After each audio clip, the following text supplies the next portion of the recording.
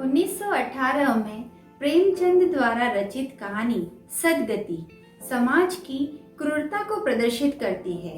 यह एक दर्दनाक कहानी है जिसमें दुखी नाम के भोले इंसान का समाज वह फायदा उठाता है और इस कारण उसके जीवन का अंत हो जाता है। नमस्कार मित्रों, तो आइए कहानी का प्रारंभ करते हैं। दुखी चमार द्वार पर झाड़ू लगा रहा था और उसकी पत्नी झुरिया घर को गोबर से लीप रही थी। दोनों अपने अपने काम से फुर्सत पा चुके थे। तो चमारिन ने कहा, तो जाके पंडित बाबा से कह आओ ना, ऐसा न हो कि कहीं चले जाएं। दुखी, जाता हूँ, लेकिन यह तो सोच बैठेंगे किस पर। झुरिया, कहीं से खटिया न मिल जाएगी, ठकुराइन से ही मांग लाना। दुखी, तू तो कभी कभी ऐसी बात कर देती है कि देह जल जाती है। ठकुराने वाले मुझे खटिया देंगे, आग तो घर से निकलती नहीं, खटिया दे देंगे। कैथाने में जाकर एक लोटा पानी मांगू तो न मिले, भला खटिया कौन देगा।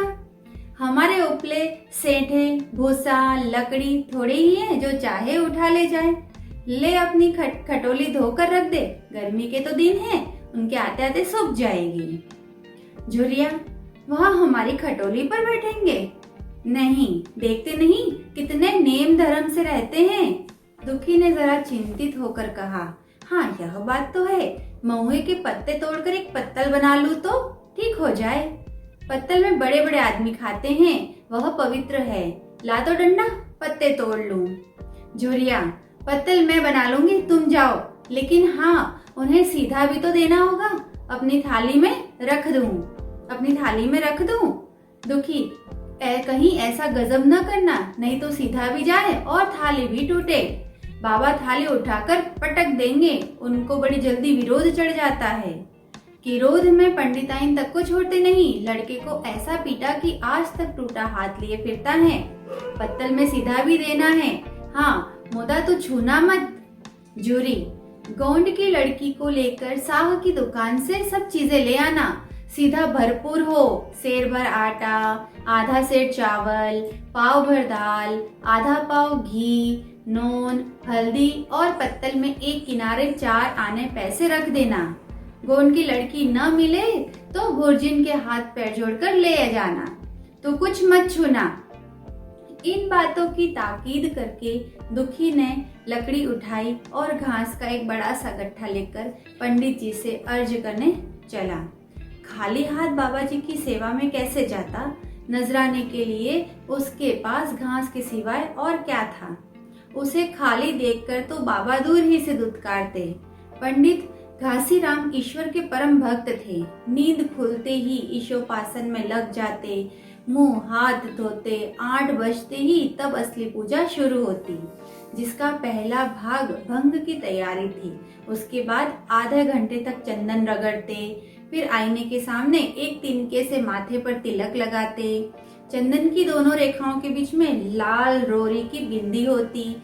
फिर छाती पर बाहों पर चंदन की गोल गोल मुद्राएं बनाते। फिर ठाकुर जी की मूर्ति निकालकर उसे नहलाते, चंदन लगाते, फूल चढ़ाते, आरती करते, घंटी बजाते। 10 बजते बजते तक वह पूजन से उठते और भंग छानकर बाहर आते।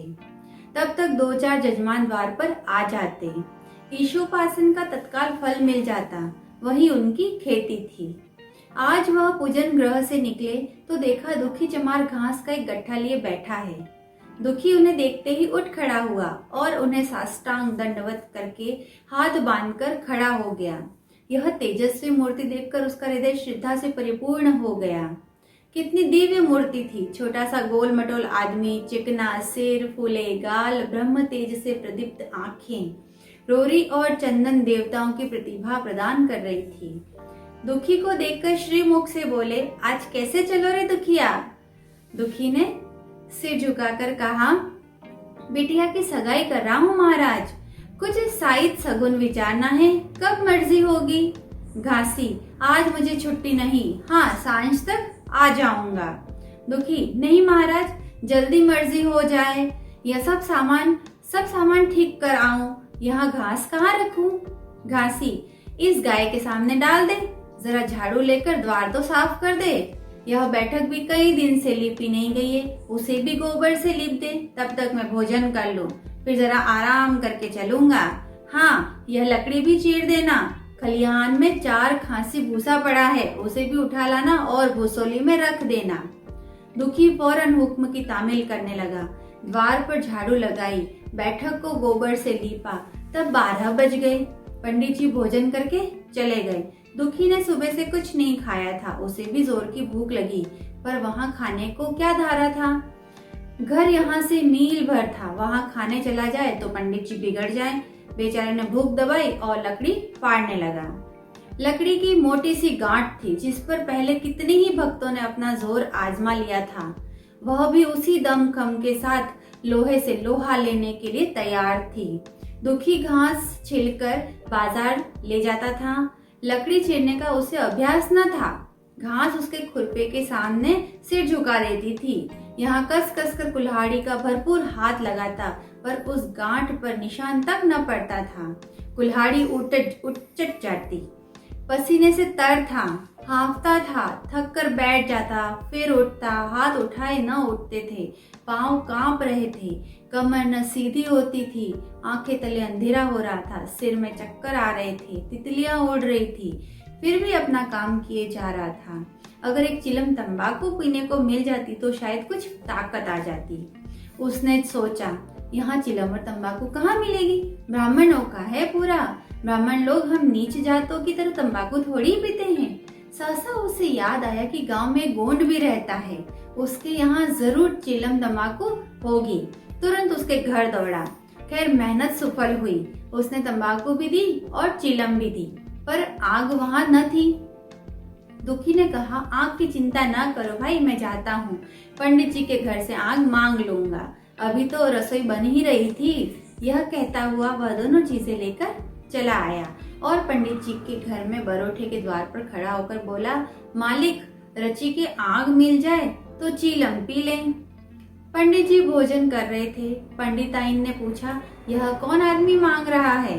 पंडित, अरे वही ससुरा दुखिया चमार है, कहा है थोड़ी सी लकड़ी चीर दे, आग तो है, दे दो। पंडिताइन ने भवें चढ़ाकर कहा, तुम्हें तो जैसे पोथी पत्रों के फेर में धर्म कर्म किसी बात की सुधी ही नहीं रहती। चमार हो, धोबी हो, पासी हो, मुंह उठाए चला आता है कोई भी हमारे यहाँ। हिंदू का घर न हुआ, कोई सराय हुई, कह दो दाढ़ी जार से चला जाए, नहीं तो इस लुआठे से मुंह झुलस दूंगी, आग मांगने चले हैं। पंडित जी ने उसे समझाकर कहा, भीतर आ गया तो क्या हुआ, तुम्हारी कोई चीज तो नहीं छुई, धरती पवित्र है, जरा सी आग दे दे, क्यों नहीं देती, काम तो हमारा ही कर रहा है, कोई लोनिया कहीं लकड़ी फाड़ता तो कम से कम 4 आने लेता। पंडिताई ने गरज कर कहा, वह घर में आया क्यों? पंडित ने हार कर कहा, ससुरे का अभागा था और क्या। पंडिताई, अच्छा इस वक्त तो आग दिए देती हूँ, लेकिन फिर जो इस तरह घर में आएगा तो उसका मुंह ही जला दूंगी। दुखी के कानों में इस बात की भनक पड़ रही थी, पछता रहा था। नाहक आया, सच तो कहती है, पंडित के घर में चमार कैसे चला आए, बड़े पवित्र लोग हैं, तभी तो संसार पूछता है, तभी तो इतना मान सम्मान है, भर चमार थोड़े ही है, इसी गांव में बूढ़ा हो गया, मगर मुझे इतनी अक्ल न आई। इसलिए जब पंडिताइन आग लेकर निकली तो वह मानो स्वर्ग का वरदान पा गया। दोनों हाथ जोड़कर जमीन पर माथा टेकता हुआ बोला, पंडिताइन माता, मुझसे बड़ी भूल हुई, घर में चला आया, चमार की अकल ही तो ठहरी, इतने मूर्ख न होते तो लात क्यों खाते। पंडिताइन चिमटे से पकड़कर आग लाई थी। 5 हाथ की दूरी से घूंघट की आड़ से दुखी की तरफ आग फेंकी। आग की बड़ी सी चिंगारी दुखी के सिर पर पड़ गई। जल्दी से पीछे हटकर सिर के झोंटे देने लगा। उसके मन में कहा, यह एक पवित्र ब्राह्मण के घर को अपवित्र करने का फल है। भगवान ने कितनी जल्दी फल दे दिया। इसी से तो संसार पंडितों से डरता है और सबके रुपये मारे जाते हैं। ब्राह्मण के रुपये भला कोई मार तो ले। घर भर का सत्यानाश हो जाए। पांव गल गल कर गिरने लगे। बाहर आकर उसने चिलम पी और फिर कुल्हाड़ी लेकर जुट गया। खटखट की आवाजें आने लगी। उस पर आग पड़ गई तो पंडिताइन को उस पर कुछ दया आ गई। पंडित जी भोजन करके उठे तो बोली, इस चमरवा को भी कुछ खाने को दे दो, बेचारा कब से काम कर रहा है, भूखा होगा। पंडित जी ने इस प्रस्ताव को व्यावहारिक क्षेत्र से दूर समझकर पूछा, रोटियां हैं? पंडिताइन, 2-4 बज जाएंगी। पंडित, 2-4 रोटियों में क्या होगा, चमार है, कम से कम सेर भर चढ़ा जाएगा। पंडिताइन कानों पर हाथ रखकर बोली, अरे बाप रे, सेर भर? तो फिर रहने दो। पंडित जी ने अब शेर बनकर कहा, कुछ भूसी चोकर हो तो आटे में मिलाकर दे दो, लिट्ठा ठोक दो, साले का पेट भर जाएगा। और पतली रोटियों से इन नीचों का पेट नहीं भरता, इन्हें तो ज्वार का लिट्ठा चाहिए।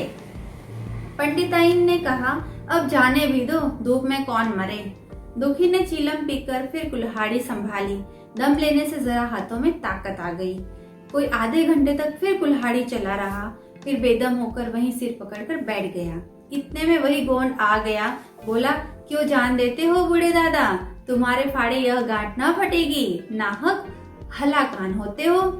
दुखी ने माथे का पसीना पोंछ कर कहा, अभी गाड़ी भर भूसा ढोना है भाई। गोंड, तुम्हें कुछ खाने को मिला या काम ही करना जानते हैं, जाके मांगते क्यों नहीं। दुखी, कैसी बात करते हो चिखुरी, ब्राह्मण की रोटी हमको पचेगी। गोंड, पचने को पच जाएगी, पहले मिले तो। मुझो पर ताव देकर भोजन किया और आराम से सोए। तुम्हें लकड़ी फाड़ने को हुक्म लगा दिया, जमींदार भी कुछ खाने को देता है, हाकिम भी बेकार लेता है तो थोड़ी बहुत मजदूरी देता है, यह उनसे भी बढ़ गए, उस पर धर्मात्मा बनते हैं। दुखी, धीरे बोलो भाई, कहीं सुन न ले, आफत हो जाएगी। यह कहकर दुखी फिर संभल पड़ा और कुल्हाड़ी की चोट मारने लगा। चिखुरी को उस पर दया आ गई, आकर कुल्हाड़ी उसके हाथ से छीन ली और कोई आधा घंटे खूब कस कस कर कुल्हाड़ी चलाई, पर गांठ में एक दरार भी न पड़ी। तब उसने कुल्हाड़ी फेंक दी और यह कहकर चला गया, तुम्हारे फाड़े न फटेगी, जान भले ही निकल जाए। दुखी सोचने लगा, बाबा ने यह गांठ कहाँ रख छोड़ी थी कि फाड़े नहीं पड़ती, कहीं दरार तक तो नहीं पड़ती। मैं कब तक इसे चीरता रहूंगा। अभी घर पर 100 काम पड़े हैं, कार परोजन का घर है, एक न एक चीज घटी ही रहती है, पर इन्हें इसकी क्या चिंता। चलो जब तक भूसा ही उठा लाऊं, कह दूंगा बाबा आज तो लकड़ी नहीं फटी, कल आकर फाड़ दूंगा। उसने झोवा उठाया और भूसा ढोने लगा। खलियान यहाँ से 2 फर्लांग से कम न था। अगर झोवा खूब भर भर कर लाता तो काम जल्द खत्म हो जाता। फिर झोवे को उठाता कौन, अकेले भरा हुआ झोवा उससे न उठ सकता था, इसलिए थोड़ा थोड़ा लाता था। 4 बजे कहीं भूसा खत्म हुआ। पंडित जी की नींद भी खुली, मुंह हाथ धोया, पान खाया और बाहर निकले। देखा तो दुखी झोवा सिर पर रखे सो रहा है। जोर से बोले, अरे दुखिया, तू सो रहा है? लकड़ी तो अभी झोंकी त्यों पड़ी हुई है, इतनी देर तू करता क्या रहा? मुट्ठी भर भूसा ढोने से संझा कर दी, उस पर सो रहा है। उठा ले कुल्हाड़ी और लकड़ी फाड़ डाल, तुझसे जरा सी लकड़ी नहीं फटती, फिर साइड भी वैसी ही निकलेगी, मुझे दोष मत देना। इसी से कहा है कि नीच घर में खाने को हुआ और उसकी आंख बदली। दुखी ने फिर कुल्हाड़ी उठाई। जो बातें पहले से सोच रखी थी वह सब भूल गई। पेट पीठ में धंसा जा रहा था। आज सवेरे जलपान तक न किया था, अवकाश ही न मिला। उतना ही पहाड़ मालूम होता था, जी डूबा जाता था, पर दिल को समझाकर उठा। पंडित है, कहीं साइड ठीक न विचारे तो फिर सत्यानाश ही हो जाए। जब भी तो संसार में इतना मान है, साहित्य का तो सब खेल है, जिसे चाहे बिगाड़ दे। पंडित जी गांठ के पास आकर खड़े हो गए और बढ़ावा देने लगे, हाँ मार कस के, मार कस के, मार, अब जोर से मार, तेरे हाथ में जैसे दम ही नहीं है, लगा कस के, खड़ा सोचने क्या लगता है, हाँ बस फटा ही चाहती है, दे उसी दरार में। दुखी अपने होश में न था, न जाने कौन सी गुप्त शक्ति उसके हाथों को चला रही थी। वह थकान, भूख, कमजोरी सब मानो भाग गई। उसे अपने बाहुबल पर स्वयं आश्चर्य हो रहा था। एक एक चोट वज्र सी पड़ती थी। आधे घंटे तक वह इसी उन्माद की दशा में हाथ चलाता रहा, यहाँ तक कि लकड़ी बीच में फट गई और दुखी के हाथ से कुल्हाड़ी छूटकर गिर पड़ी। इसके साथ वह भी चक्कर खाकर गिर पड़ा। भूखा प्यासा थका हुआ शरीर जवाब दे गया। पंडित जी ने पुकारा, उठ के 2-4 हाथ और लगा दो, पतली पतली चेलियां हो जाएं। दुखी न उठा। पंडित जी ने अब उसे दिख करना उचित न समझा। भीतर जाकर बूटी छानी, शौच गए, स्नान किया और पंडिताई बाना पहनकर बाहर निकले। दुखी अभी तक पड़ा हुआ था। जोर से पुकारा, अरे क्या पड़े ही रहोगे दुखी, चलो तुम्हारे ही घर चल रहा हूँ। सब सामान ठीक ठीक है ना? दुखी फिर भी न उठा। अब पंडित जी को कुछ शंका हुई। पास जाकर देखा तो दुखी अकड़ा हुआ पड़ा हुआ था। बदहवास होकर भागे और पंडिताइन से बोले, दुखिया तो जैसे मर गया। पंडिताइन हक बकाकर बोली, वह तो अभी लकड़ी ही चीर रहा था ना? पंडित, हाँ, लकड़ी चीरते चीरते मर गया, अब क्या होगा? पंडिताइन ने शांत होकर कहा, होगा क्या, चमरोने में कहला भेजो, मुर्दा उठा के ले जाए। एक क्षण में गांव भर में खबर हो गई। पूरे में ब्राह्मणों की ही बस्ती थी, केवल एक घर गोंड का था। लोगों ने इधर का रास्ता छोड़ दिया, कुएं का रास्ता इधर से ही था। पानी कैसे भरा जाए? चमार की लाश के पास से होकर पानी भरने कौन जाए? एक बुढ़िया ने पंडित जी से कहा, अब मुर्दा फेंकवाते क्यों नहीं? कोई गांव में पानी पिएगा या नहीं?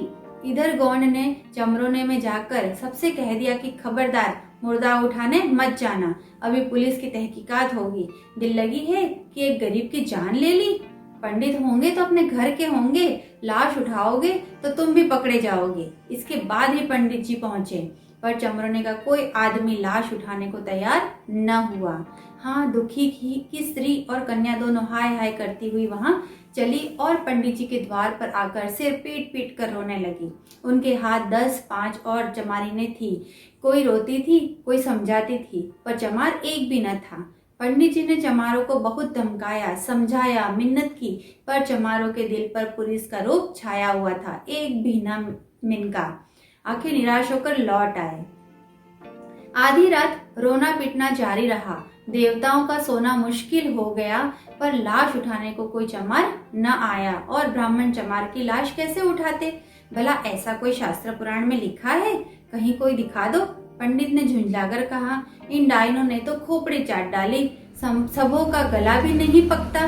पंडित ने कहा, रोने दो चुड़ैलों को, कब तक रोएंगी? जीता था तो कोई बात न पूछता था, मर गया तो कोलाहल मचाने के लिए सबकी सब आजा पहुंची। पंडिताइन, चमार का रोना मनहूस है। पंडित, हाँ, बहुत मनहूस है। पंडिताइन, अभी से दुर्गंध उठने लगी। पंडित, चमार था ससुरा की नहीं, साध असाध किसी का विचार नहीं सबों को। पंडिताइन, इन सबों को घिन भी नहीं लगती? पंडित, भ्रष्ट हैं सब। रात को किसी तरह कटी, मगर सवेरे भी कोई चमार न आया। चमारिनों भी रो पीट कर चली गई। दुर्गंध कुछ कुछ फैलने लगी। पंडित जी ने एक रस्सी निकाली, उसका फंदा बनाकर मुर्दे के पैर में डाला और फंदे को खींचकर कस दिया। अभी कुछ कुछ धुंधल का था। पंडित जी ने रस्सी पकड़कर लाश को घसीटना शुरू किया और गांव के बाहर घसीटते ले गए। वहां से आकर तुरंत स्नान किया, दुर्गा पाठ पढ़ा और घर में गंगाजल छिड़का। उधर दुखी की लाश को खेत में गीदड़ और गिद्ध, कुत्ते और कोए नोच रहे थे। यही जीवन पर्यंत की भक्ति, सेवा और निष्ठा का पुरस्कार था। तो मित्रों, कैसी लगी आपको आज की कहानी? आप अपने कमेंट नीचे दिए गए कमेंट बॉक्स के माध्यम से शेयर कर सकते हैं। धन्यवाद।